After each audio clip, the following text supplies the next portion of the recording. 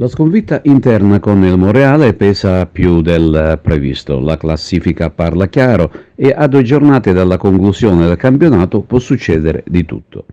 In questo momento l'Olimpica Akragas ha un punto di vantaggio sullo stesso Monreale, che in caso di uno scivolone biancazzurro, deve però vincere le rimanenti gare con Gattopardo ed Oratorio San Ciro e San Giorgio, andrebbe a soffiare il quarto posto alla compagine dei Templi, che così uscirebbe di scena avendo un distacco enorme dalla seconda classificata, qualsiasi essa sia alla fine. Ma c'è anche un'altra ipotesi da non scartare, ed i tifosi acregantini ne sono al corrente e molto dipende dal piazzamento finale del Salemi. Se la capolista infatti pareggia lo scontro diretto e il Salemi non fa almeno 4 punti nelle ultime 2 partite, l'Olimpica Akragas sarà completamente fuori dai giochi. Aumenterebbe il distacco tra il Salemi e la seconda, quindi in questo caso la prima classificata viene promossa, la seconda accede direttamente alla fase finale, mentre Salemi, Olimpica Akragas e Monreale salutano. Ritornando all'Olimpica Akragas, oggi è ripresa la preparazione e a disposizione del tecnico Fassone tornano Settecase e Cimino. Non si muove foglia in terza categoria dopo la quinta giornata di ritorno.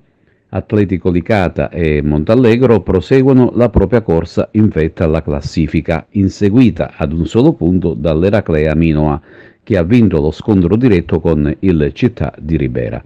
Le due battistrada hanno infatti superato in trasferta rispettivamente, l'Atletico Licata ha superato lo Ioppolo con un netto 3-0, mentre il Montallegro ha superato il Vis Ribera. Grazie a questi risultati la lotta si restringe a queste 3 squadre, vale a dire Atletico Licata, Montallegro ed Eraclea Minoa, mentre il Città di Ribera si allontana a ben 6 punti dalla squadra cattolicese. Se il campionato dovesse finire oggi, la distanza è tale tra la seconda e la quinta che a fare i playoff dovrebbero essere solo 3 squadre. Ritornando alla giornata appena trascorsa, bella ed incerta la gara di Cattolica Eraclea, dove la gara è stata decisa da un calcio di punizione dai 30 metri e realizzato dallo specialista Trinci. Nella gara Ioppolo Atletico Licata, in evidenza Fabio Callea, autore di una doppietta.